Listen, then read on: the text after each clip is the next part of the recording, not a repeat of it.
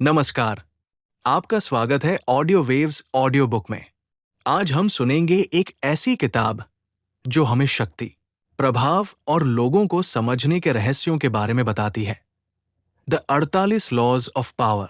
ये किताब हमें सिखाती है कि दुनिया में शक्ति कैसे काम करती है और अपने निर्णयों में अधिक समझदारी कैसे लाई जाए।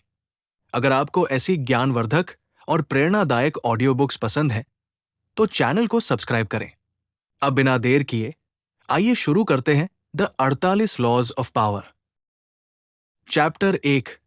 कभी अपने से बड़े व्यक्ति को छोटा महसूस मत कराइए। कल्पना कीजिए, आप किसी ऐसे व्यक्ति के सामने हैं जो आपसे ज्यादा पावरफुल है, उसके पास ज्यादा अनुभव है, ज्यादा पहचान है, या उसके हाथ में आपसे ज्यादा अथॉरिटी है। अब आपके पास दो रास्ते हैं। पहला, आप अपनी इंटेलिजेंस और टैलेंट दिखाकर उसे इंप्रेस करने की कोशिश करें। दूसरा, आप उसे ये महसूस कराएं कि वो महत्वपूर्ण है। यहीं से पावर का पहला बड़ा प्रिंसिपल शुरू होता है। कभी भी अपने से ऊपर मौजूद व्यक्ति को ऐसा महसूस मत कराइए कि आप उससे ज्यादा इंटेलिजेंट, टैलेंटेड या कैपेबल है। क्यों? क्योंकि इंसान सिर्फ अपनी सफलता से खुश नहीं होता, वो अपनी महत्ता को भी बचाकर रखना चाहता है। मान लीजिए किसी ऑफिस में आपका बॉस है। आपने कोई शानदार आइडिया दिया और बॉस ने उसे थोड़ा बदलकर अपना आइडिया बना लिया। आपके पास दो विकल्प हैं। आप सबके सामने कह सकते हैं, सर, ये तो मैंने पहले ही बताया था। इससे शायद आपको लगे कि आपने अपनी इंटेलिजेंस साबित कर दी। लेकिन बॉस को क्या महसूस होगा? उसे लग सकता है कि आप उसकी पोजीशन को चैलेंज कर रहे हैं। दूसरी तरफ, अगर आप उसके कंट्रीब्यूशन को एक्नॉलेज करते हुए अपने आइडिया को आगे बढ़ाते हैं तो उसे लगेगा कि वो आपके साथ काम करके और पावरफुल बन रहा है। यही इस प्रिंसिपल की असली साइकोलॉजी है। पावरफुल लोगों को सिर्फ आपकी एबिलिटी नहीं चाहिए, उन्हें यह भी महसूस होना चाहिए कि उनकी पोजीशन सुरक्षित है। इसका मतलब ये बिल्कुल नहीं है कि आपको खुद को कमजोर बनाना है। नहीं, आप टैलेंटेड रहिए, आप इंटेलिजेंट रहिए, आप अपनी क्षमता दिखाइए, लेकिन अपनी ब्रिलियंस को इस तरह प्रस्तुत कीजिए कि सामने वाला थ्रेटन नहीं बल्कि रिस्पेक्टेड महसूस करे। क्योंकि अगर आपकी सफलता किसी दूसरे व्यक्ति के ईगो को चोट पहुंचाती है तो आपकी टैलेंट आपके लिए एडवांटेज के बजाय प्रॉब्लम बन सकती है। इसलिए अगली बार जब आप किसी सीनियर, लीडर या पावरफुल व्यक्ति के सामने हो तो खुद से एक सवाल पूछिए, मैं उसे अपनी इंटेलिजेंस दिखा रहा हूं या अपनी इंटेलिजेंस का इस्तेमाल करके उसे सफल महसूस करा रहा हूं? यही छोटा सा फर्क आपके रिलेशनशिप्स, करियर और इन्फ्लुएंस में बहुत बड़ा बदलाव ला सकता है। और याद रखिए, पावर सिर्फ ये नहीं है कि लोग आपकी क्षमता को पहचानें। पावर ये भी है कि आपकी क्षमता देखकर दूसरे लोग आपके साथ काम करना चाहें। अब अगले चैप्टर में हम पावर के एक और महत्वपूर्ण प्रिंसिपल को समझेंगे। चैप्टर 2। दोस्तों पर जरूरत से ज्यादा भरोसा मत कीजिए। दोस्ती हम सभी के जीवन का एक खूबसूरत हिस्सा है, लेकिन जब बात पावर, सक्सेस और इंपॉर्टेंट डिसीजंस की आती है तो सिर्फ दोस्ती के आधार पर किसी व्यक्ति पर भरोसा करना हमेशा सही फैसला नहीं होता। यही इस चैप्टर का दूसरा बड़ा प्रिंसिपल है। दोस्त को सिर्फ दोस्त होने की वजह से अपना सबसे भरोसेमंद साथी मत समझिए। क्यों? क्योंकि दोस्ती इमोशंस पर बनी होती है। आप अपने दोस्त को जानते हैं, उसके साथ समय बिताते हैं, उसकी बातें समझते हैं, लेकिन जब पैसा, पोजीशन, कंपटीशन या सक्सेस बीच में आ जाए तो वही रिलेशनशिप बदल सकता है। मान लीजिए आपने अपना कोई बिजनेस शुरू किया। आपका सबसे अच्छा दोस्त आपके साथ काम करने के लिए आता है। शुरुआत में सब कुछ शानदार लगता है, आप दोनों एक दूसरे पर भरोसा करते हैं। लेकिन जैसे जैसे बिजनेस बड़ा होता है, डिसीजंस मुश्किल होने लगते हैं। अब सवाल आता है, किसकी बात मानी जाए, किसे ज्यादा अथॉरिटी मिले, प्रॉफिट कैसे बांटा जाए? और यहीं से पर्सनल इमोशंस और प्रोफेशनल डिसीजंस आपस में टकरा सकते हैं। इसका मतलब ये नहीं कि दोस्तों पर भरोसा ही मत कीजिए, बल्कि असली लेसन ये है, किसी व्यक्ति को उसकी रिलेशनशिप के आधार पर नहीं, बल्कि उसकी एबिलिटी, कैरेक्टर और सिचुएशन के आधार पर जज कीजिए। कभी कभी कोई ऐसा व्यक्ति जो आपका दोस्त नहीं है आपके लिए ज्यादा वैल्यूबल साबित हो सकता है, क्योंकि उसके साथ रिलेशनशिप इमोशनल नहीं बल्कि प्रोफेशनल एक्सपेक्टेशंस पर आधारित हो सकता है। और एक और महत्वपूर्ण बात, अगर आप किसी दोस्त को सिर्फ इसलिए मौका देते हैं क्योंकि वो आपका दोस्त है, तो आप शायद उस व्यक्ति को उस पोजीशन पर रख रहे हैं जिसके लिए वो तैयार ही नहीं है। इससे फ्रेंडशिप भी खराब हो सकती है और आपका काम भी। इसलिए पावर का मतलब लोगों से दूर रहना नहीं है। पावर का मतलब है भावनाओं और निर्णयों के बीच अंतर समझना। दोस्तों को दोस्त की तरह प्यार कीजिए, लेकिन जब कोई बड़ा डिसीजन लेना हो तो सवाल ये नहीं होना चाहिए, ये मेरा दोस्त है या नहीं। सवाल होना चाहिए, क्या ये व्यक्ति इस काम के लिए सही है? याद रखिए, अच्छा रिलेशनशिप आपको इमोशनली मजबूत बनाता है, लेकिन सही जजमेंट आपको प्रैक्टिकली पावरफुल बनाता है। और जब ये दोनों साथ आते हैं, तभी आप लंबे समय तक सफल रह सकते हैं। अब अगले चैप्टर में हम जानेंगे कि अपने इंटेंशंस और प्लान्स को हर किसी के सामने रिवील करना क्यों नुकसानदायक हो सकता है। चैप्टर 3, अपने इरादे हमेशा छिपाकर रखिए। कल्पना कीजिए, आपके दिमाग में एक शानदार प्लान है। आपको पता है कि आप क्या करना चाहते हैं। आपने पूरा रास्ता सोच लिया है, लेकिन आपने अभी शुरुआत भी नहीं की। और तभी आप अपने प्लान के बारे में हर किसी को बताना शुरू कर देते हैं। दोस्तों को बताते हैं, परिवार को बताते हैं, सोशल मीडिया पर बताते हैं, और अचानक आपका सीक्रेट नहीं रहता। यही इस चैप्टर का मुख्य प्रिंसिपल है। लोगों को हमेशा ये जानने की जरूरत नहीं है कि आप आगे क्या करने वाले हैं। क्यों? क्योंकि आपका प्लान जितने ज्यादा लोगों को पता होगा, उतनी ज्यादा पॉसिबिलिटीज होंगी कि कोई उसे रोकने, बदलने या आपके खिलाफ इस्तेमाल करने की कोशिश करे। मान लीजिए आप एक नया बिजनेस शुरू करना चाहते हैं। आपने अभी रिसर्च की है, सप्लायर ढूंढे हैं और लॉन्च की तैयारी कर रहे हैं। अगर आप शुरुआत से ही हर डिटेल सबको बता देंगे, तो कोई कॉम्पिटिटर आपके आइडिया को आपसे पहले इंप्लीमेंट कर सकता है, या कोई ऐसा व्यक्ति जिस पर आपको पूरा भरोसा था आपके प्लान को डिस्करेज कर सकता है। कभी कभी लोग आपकी मदद इसलिए नहीं रोकते क्योंकि वे बुरे हैं। वे बस आपकी सफलता की कल्पना नहीं कर पाते। आप कहते हैं, मैं एक बड़ा बिजनेस बनाऊंगा, और सामने वाला कहता है, तुमसे नहीं होगा। धीरे धीरे उसका डाउट आपके माइंड में भी आने लगता है। इसलिए हर प्लान को अनाउंस करने से पहले एक सवाल पूछिए, क्या इस व्यक्ति को यह जानना वास्तव में जरूरी है? अगर जवाब नहीं है, तो चुप रहना कमजोरी नहीं है, ये स्ट्रैटेजी हो सकती है। लेकिन इसका मतलब ये भी नहीं कि आपको हर किसी से झूठ बोलना चाहिए। असली लेसन है अपनी इंफॉर्मेशन को कंट्रोल करना। जब लोग आपके फाइनल गोल को नहीं जानते, तो वे आपकी हर छोटी एक्शन का मतलब आसानी से नहीं समझ पाते।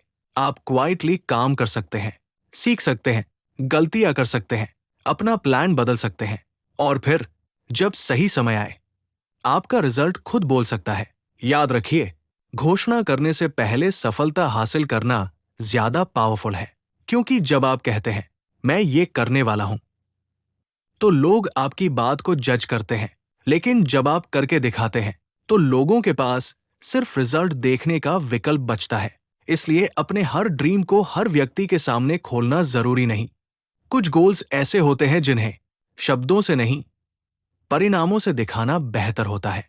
और यही है इस चैप्टर का सबसे बड़ा लेसन। कम बताइए, ध्यान से देखिए, शांत रहकर काम कीजिए, और सही समय पर अपना रिजल्ट सामने रखिए। अब अगले चैप्टर में हम जानेंगे कि जरूरत से ज्यादा बोलना आपकी पावर को कैसे कम कर सकता है। चैप्टर 4, जरूरत से ज्यादा बोलने से बचिए। कभी आपने नोटिस किया है, कुछ लोग कमरे में आते हैं और बहुत कम बोलते हैं, लेकिन जब वे बोलते हैं तो हर कोई ध्यान से सुनता है। वही कुछ लोग लगातार बोलते रहते हैं, अपने प्लान्स बताते हैं, अपनी अचीवमेंट्स बताते हैं, हर बात एक्सप्लेन करते हैं, और कुछ समय बाद लोग उनकी बातों को सीरियसली लेना बंद कर देते हैं। यही इस चैप्टर का मुख्य प्रिंसिपल है। जरूरत से कम बोलना अक्सर ज्यादा पावरफुल होता है। क्यों? क्योंकि ज्यादा बोलने से आप अनजाने में बहुत सारी इंफॉर्मेशन दे देते हैं। आप अपने थॉट्स बता देते हैं, अपने इमोशंस दिखा देते हैं, अपनी कमजोरी बता देते हैं, और कभी कभी ऐसी बात भी कह देते हैं जिसे बाद में वापस लेना मुश्किल होता है। मान लीजिए किसी मीटिंग में आपसे एक सवाल पूछा जाता है, आपको सिर्फ एक सिंपल आंसर देना था, लेकिन आप आंसर के साथ एक्सप्लेनेशन देते हैं, फिर एग्जाम्पल, फिर अपनी पूरी स्टोरी, और धीरे धीरे आपकी एक छोटी सी बात बहुत बड़ी डिस्कशन बन जाती है। दूसरी तरफ कोई व्यक्ति सिर्फ उतना ही बोलता है जितना जरूरी है। वो ध्यान से सुनता है, सोचता है और फिर एक क्लियर जवाब देता है। किसकी बात ज्यादा प्रभावशाली लगेगी? अक्सर उस व्यक्ति की जो अपनी बात को कंट्रोल कर सकता है। यहां एक महत्वपूर्ण बात समझिए, कम बोलने का मतलब हमेशा चुप रहना नहीं है। पावरफुल कम्युनिकेशन का मतलब है हर बात बोलना जरूरी नहीं समझना। किसी आर्ग्यूमेंट में आपको हर पॉइंट प्रूव करने की जरूरत नहीं। हर क्रिटिसिज्म का जवाब देना जरूरी नहीं। हर व्यक्ति को अपने डिसीजंस की एक्सप्लेनेशन देना जरूरी नहीं।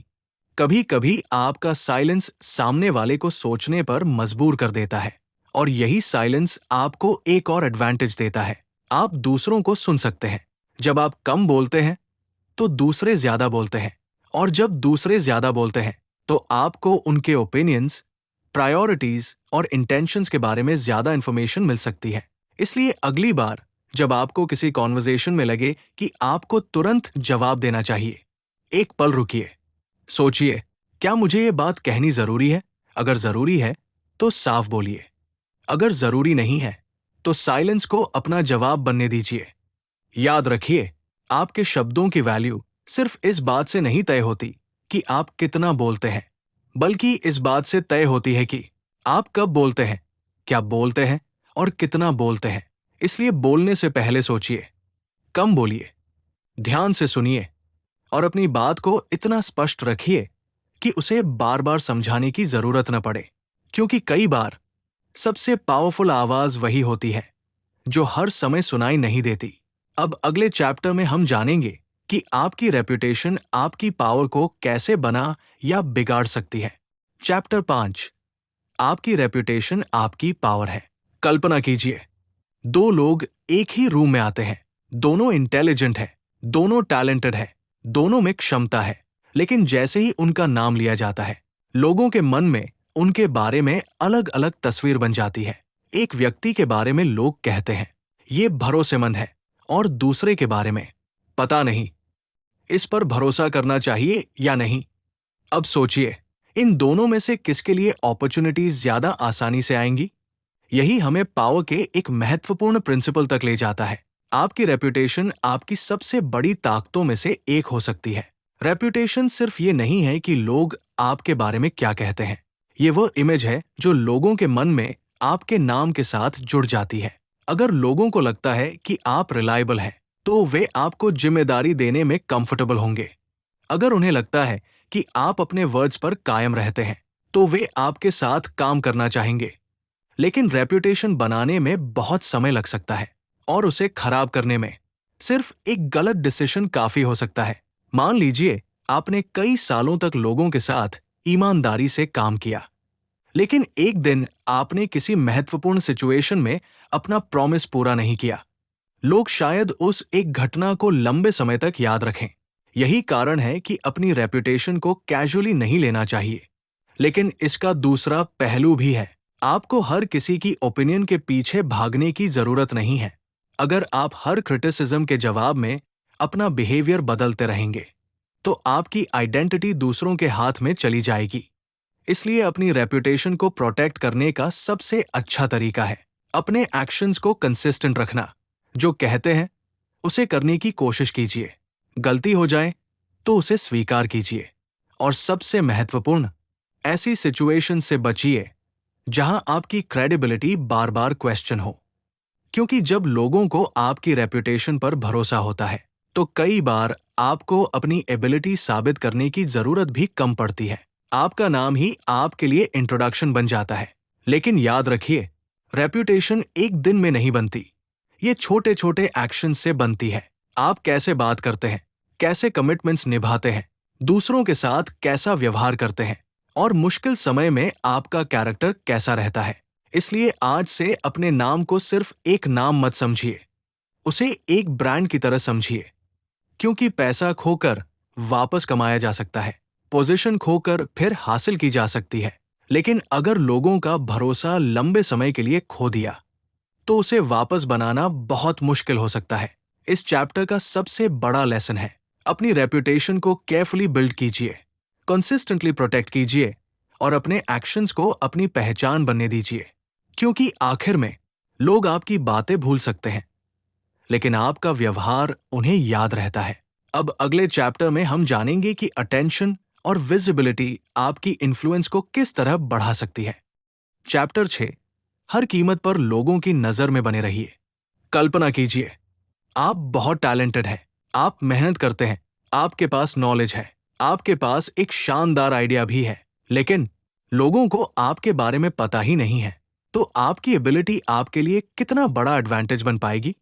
यहीं से इस चैप्टर का प्रिंसिपल सामने आता है। अगर लोग आपको नोटिस ही नहीं करते, तो आपकी क्षमता का प्रभाव सीमित हो सकता है। पावर की दुनिया में सिर्फ अच्छा होना काफी नहीं है। आपका काम, आपकी पहचान और आपकी प्रेजेंस भी दिखाई देनी चाहिए। मान लीजिए दो लोग एक ही फील्ड में काम कर रहे हैं। पहला व्यक्ति बहुत अच्छा काम करता है, लेकिन कभी अपने काम को सामने नहीं लाता। दूसरा भी अच्छा काम करता है, लेकिन वो अपने आइडियाज शेयर करता है, लोगों से जुड़ता है और अपने काम की विजिबिलिटी बढ़ाता है। जब कोई नया अपॉर्चुनिटी आएगा, तो किसका नाम लोगों को पहले याद आने की संभावना है? अक्सर उसी का, जो लोगों की नजर में मौजूद रहा है। लेकिन यहां एक बात समझना बहुत जरूरी है। अटेंशन पाने का मतलब सिर्फ दिखावा करना नहीं है। अगर आप सिर्फ अटेंशन के लिए कुछ भी करने लगेंगे, तो थोड़े समय के लिए लोग आपको नोटिस कर सकते हैं, लेकिन लंबे समय में आपकी क्रेडिबिलिटी कमजोर हो सकती है। इसलिए सही अप्रोच है, अपने काम को इतना वैल्यूबल बनाइए कि अटेंशन नेचुरली आपकी तरफ आए। अगर आप कंटेंट क्रिएटर हैं, तो यूजफुल कंटेंट बनाइए। अगर आप बिजनेस करते हैं, तो ऐसी सर्विस दीजिए जिसे लोग याद रखें। अगर आप स्टूडेंट हैं, तो अपने नॉलेज और स्किल्स को डेमॉन्स्ट्रेट कीजिए। लोगों के सामने आने से डरिए मत, क्योंकि कई बार हम सोचते हैं, जब मैं पूरी तरह परफेक्ट हो जाऊंगा, तब लोगों को अपना काम दिखाऊंगा। लेकिन परफेक्शन का इंतजार करते करते बहुत सारे अपॉर्चुनिटीज निकल जाते हैं। आपको परफेक्ट बनने से पहले विजिबल होना सीखना होगा। और एक और बात, हर अटेंशन अच्छी अटेंशन नहीं होती।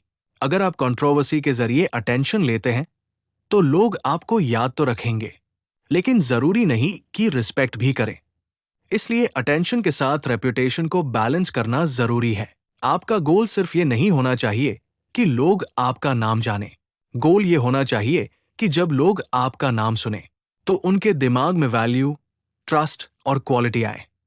इस चैप्टर का सबसे बड़ा लेसन यही है, अदृश्य टैलेंट से बेहतर है दिखाई देने वाली वैल्यू। इसलिए अपने काम को छिपाकर मत रखिए। सीखिए, बनाइए, शेयर कीजिए, लोगों तक पहुंचिए और ऐसी पहचान बनाइए कि जब कोई आपके क्षेत्र में किसी अच्छे व्यक्ति की तलाश करे, तो आपका नाम उनके दिमाग में अपने आप आए। क्योंकि पावर सिर्फ ये नहीं है कि आपके पास क्या है, पावर का एक हिस्सा ये भी है कि कितने लोग आपकी वैल्यू को पहचानते हैं। अब अगले चैप्टर में हम जानेंगे कि दूसरों से मदद लेते समय सबसे बड़ी गलती कौन सी हो सकती है। चैप्टर 7, दूसरों के काम का लाभ उठाइए, लेकिन उनकी वैल्यू को समझिए। कल्पना कीजिए, आपके पास एक बड़ा गोल है, लेकिन उसे पूरा करने के लिए आपको अलग-अलग स्किल्स की जरूरत है। कोई रिसर्च कर सकता है, कोई डिजाइन कर सकता है, कोई मार्केटिंग समझता है और कोई ऐसा काम कर सकता है जिसे करने में आपको कई महीने लग जाए। तो क्या आपको हर काम खुद करना चाहिए? जरूरी नहीं। यही इस चैप्टर का मुख्य प्रिंसिपल है। सही लोगों की स्किल्स और नॉलेज का उपयोग करके अपने लक्ष्य को तेजी से आगे बढ़ाना सीखिए। दुनिया में कोई भी व्यक्ति हर चीज में एक्सपर्ट नहीं होता। एक सक्सेसफुल व्यक्ति ये समझता है कि उसकी अपनी स्ट्रेंथ्स क्या है और कहाँ उसे दूसरों की एक्सपर्टीज की जरूरत है।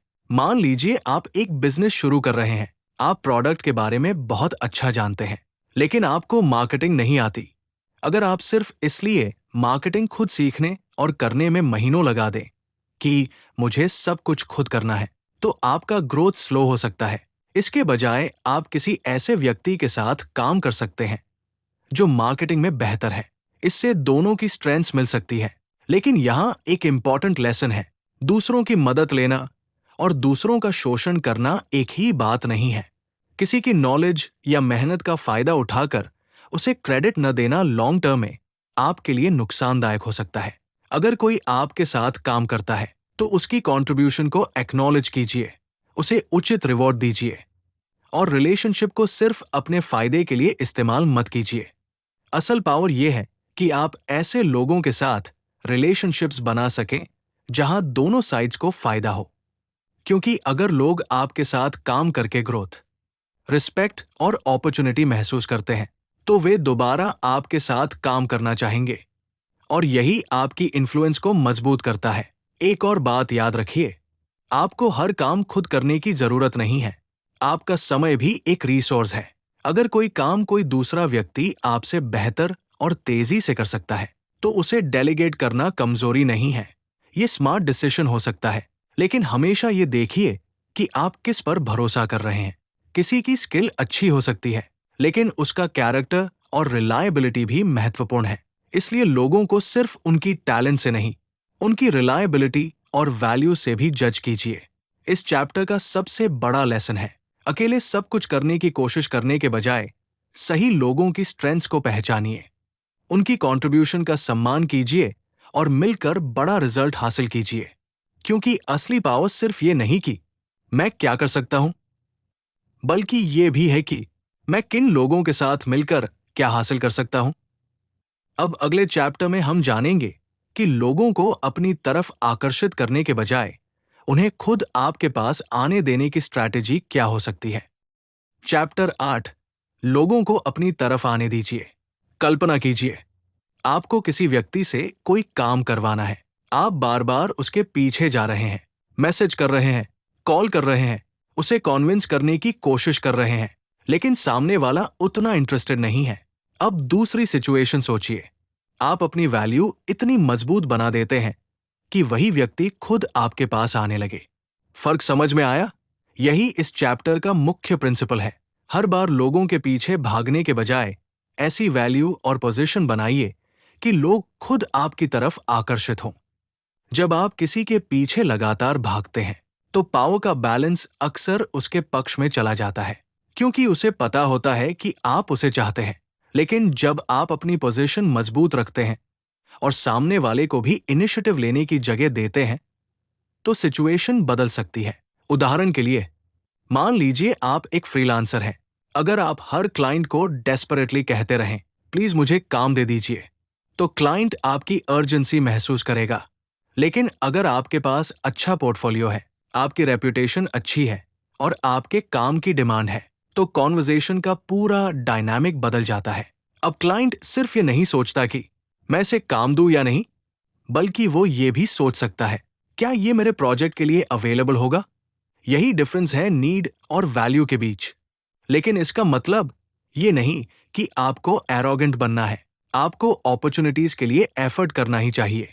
नेटवर्किंग कीजिए, अपना काम दिखाइए, लोगों से कनेक्ट कीजिए, लेकिन किसी एक व्यक्ति पर इतना निर्भर मत हो जाइए कि आपकी पूरी स्ट्रैटेजी उसके डिसीजन पर टिकी हो। हमेशा ऑल्टरनेटिव्स बनाइए, अपनी स्किल्स इंप्रूव कीजिए, अपनी रेपुटेशन मजबूत कीजिए और सबसे महत्वपूर्ण, अपनी वैल्यू बढ़ाइए। क्योंकि जब आपकी वैल्यू बढ़ती है तो आपकी बार्गेनिंग पावर भी बढ़ती है। एक और इंपॉर्टेंट लेसन है, अगर कोई व्यक्ति आपको लगातार रिजेक्ट कर रहा है तो हर बार उसे कॉन्विंस करने की कोशिश करना जरूरी नहीं। कभी कभी पीछे हटना ही बेहतर स्ट्रैटेजी होती है, क्योंकि आपकी एनर्जी लिमिटेड है। उसे वहां इन्वेस्ट कीजिए जहां पॉसिबिलिटीज मौजूद है। इसलिए अगली बार जब आप किसी अपॉर्चुनिटी के पीछे भाग रहे हो, खुद से पूछिए, क्या मैं सिर्फ इस व्यक्ति को पाने की कोशिश कर रहा हूं, या मैं खुद को इतना वैल्यूबल बना रहा हूं कि बेहतर अपॉर्चुनिटीज मेरी तरफ आए। याद रखिए, लोगों के पीछे भागने से ज्यादा पावरफुल है अपनी वैल्यू को इतना मजबूत बनाना कि लोग आपको ढूंढने लगें। लेकिन इस प्रिंसिपल का सही इस्तेमाल पेशेंस मांगता है। आपको अपनी स्किल्स, रेपुटेशन और नेटवर्क पर लगातार काम करना होगा, क्योंकि अट्रैक्शन कोई ट्रिक नहीं है, यह आपकी वैल्यू का परिणाम है। और यही इस चैप्टर का सबसे बड़ा लेसन है। हर दरवाजे को खटखटाते मत रहिए। कुछ दरवाजों के लिए खुद को इतना तैयार कीजिए कि वे आपके लिए खुलें। अब अगले चैप्टर में हम जानेंगे कि दूसरों के सामने अपनी बात रखते समय इमोशंस और पर्सुएजन का इस्तेमाल किस तरह किया जा सकता है। चैप्टर 9, अपनी बात साबित करने के बजाय अपने काम से साबित कीजिए। क्या आपने कभी किसी आर्ग्यूमेंट में खुद को सही साबित करने की पूरी कोशिश की है?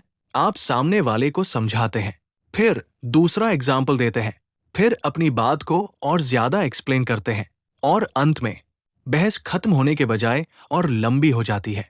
यही इस चैप्टर का पावरफुल लेसन है। अपनी बात को सिर्फ आर्ग्यूमेंट्स से साबित करने की कोशिश करने के बजाय अपने एक्शंस और रिजल्ट्स को बोलने दीजिए। मान लीजिए कोई व्यक्ति आपसे कहता है, तुम ये काम नहीं कर सकते। अब आपके पास दो रास्ते हैं। पहला, आप उससे बहस शुरू कर दें। उसे बताएं कि आप कैपेबल हैं। अपनी पूरी प्लानिंग समझाएं। उसे कॉन्विंस करने की कोशिश करें।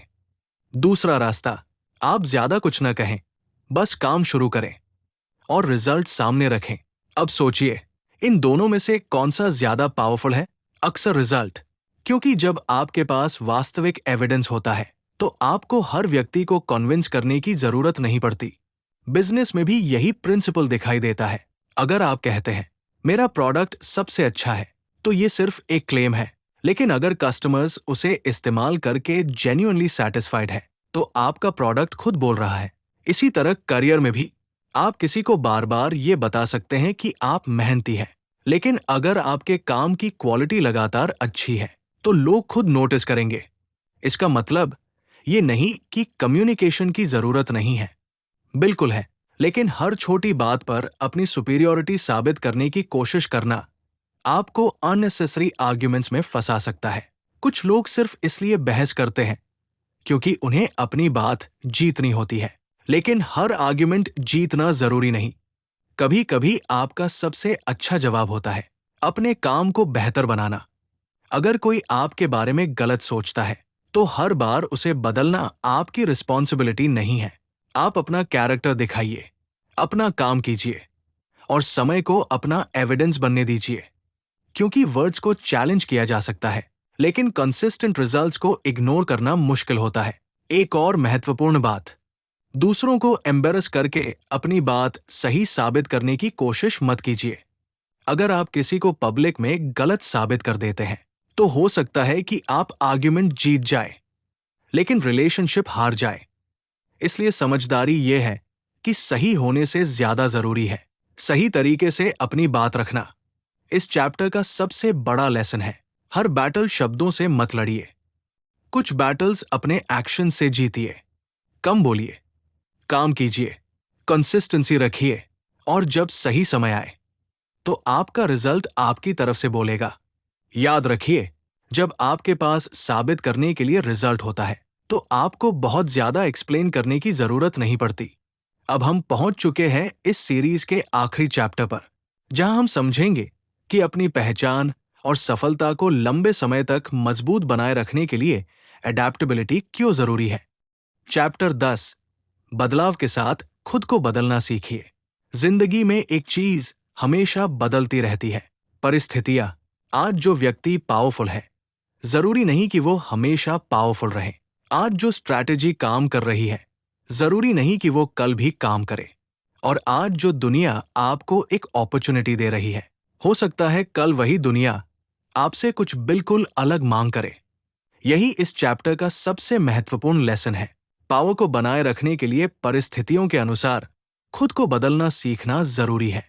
कल्पना कीजिए, एक व्यक्ति कई सालों से एक ही तरीके से काम कर रहा है। शुरुआत में उसका तरीका बहुत सफल था, इसलिए वो सोचता है जब ये तरीका पहले काम कर चुका है तो आगे भी काम करेगा।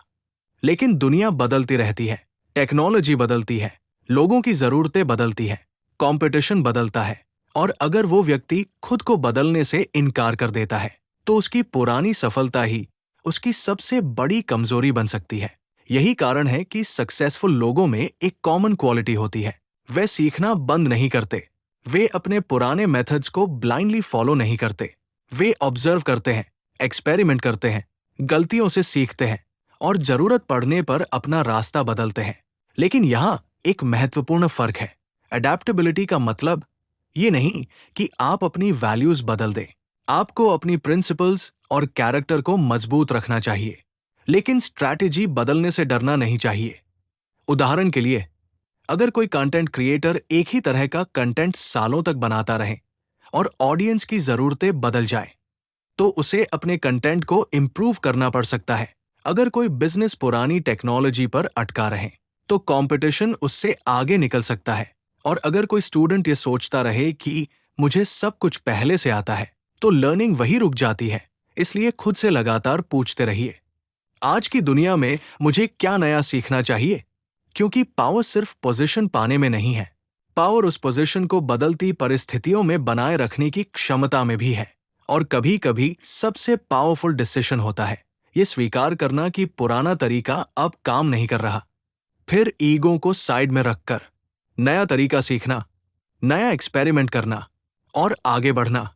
याद रखिए, जो व्यक्ति बदलती दुनिया के साथ सीखता और अडेप्ट करता है, उसके पास लंबे समय तक रेलेवेंट बने रहने का बेहतर मौका होता है। तो इस पूरी जर्नी से हमें क्या सीख मिलती है?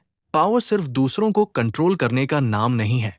पावर अपने वर्ड्स, इमोशंस, रेप्यूटेशन, डिसीशंस और एक्शंस को कंट्रोल करने की क्षमता भी है।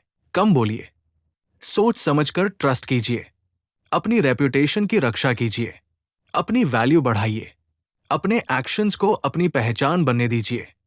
और सबसे जरूरी, सीखना कभी बंद मत कीजिए, क्योंकि असली ताकत सिर्फ ये नहीं कि आप आज कितने पावरफुल हैं। असली ताकत ये है कि बदलती दुनिया में आप खुद को कितनी समझदारी से मजबूत बनाए रख सकते हैं। Ending audio waves audio book. तो दोस्तों, ये थी द 48 लॉज ऑफ पावर के कुछ महत्वपूर्ण प्रिंसिपल्स से मिलने वाली हमारी सीख। अगर आपको ये ऑडियो बुक स्टाइल एक्सप्लेनेशन पसंद आई हो, तो वीडियो को लाइक जरूर करें। और ऐसी ही पावरफुल बुक्स को आसान भाषा में समझने के लिए ऑडियो वेव्स ऑडियो बुक को सब्सक्राइब करना बिल्कुल न भूलें, क्योंकि एक अच्छी किताब सिर्फ पढ़ी नहीं जाती, उसे समझकर जिंदगी में उतारा जाता है। मिलते हैं अगली पावरफुल बुक के साथ। तब तक सीखते रहिए, बढ़ते रहिए और अपनी कहानी खुद लिखते रहिए। धन्यवाद।